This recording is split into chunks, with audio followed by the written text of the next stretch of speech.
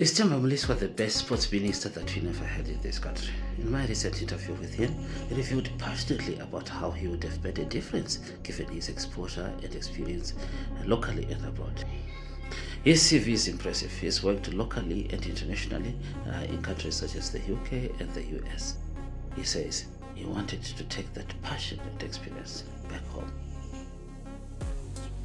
Okay, I've traveled. I'm well traveled. England, I've been to many countries, or America. I've been there through sport, looking at people's cultures. I've taught the Japanese. I've taught at Windsor, in Windsor, Eton College, where the royal family goes to, and Eton College is the high school for Oxford University. I've taught at Harrow School. Harrow is the high school for Cambridge University. I've taught at Crofton College, which is the school for the generals in Wellington, Berkshire.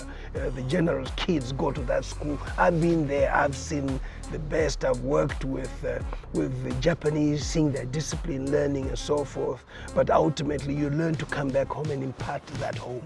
You know, being the sports person I am, it was always my desire to be able to impart a lot, you know, in terms of sport and all that. And it's one of the things which I think I regret I was never given an opportunity to, because I really believe that I would have done so much to really turn sport around. But of course, I'm now doing what I am doing. I'm pretty happy. I don't regret it, and I'm hoping that, you know, moving forward, I still contribute my own way to sport. But I don't think it's taken serious. It's a multi-million-dollar industry, and it has to be run with people who are professionals.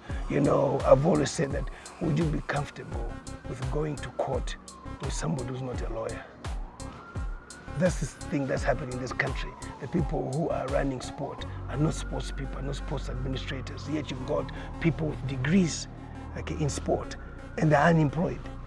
Okay, and it's all about who I know without the profession being taken to where it should be taken by the people who've learned. Cuba, how many people went to Cuba to study sport?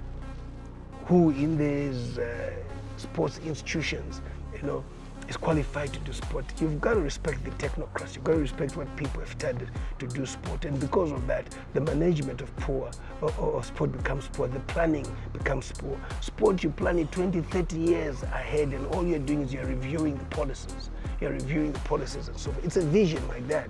For you to win the Olympics, the World Cup, it's not a one day. Look at the rugby. They went to South Africa with the South African B team. They were beaten 40-0. They're going to the World Cup. They're going to be, you know, whipping boys, being beaten 60-80. That's not fun. That's not fun.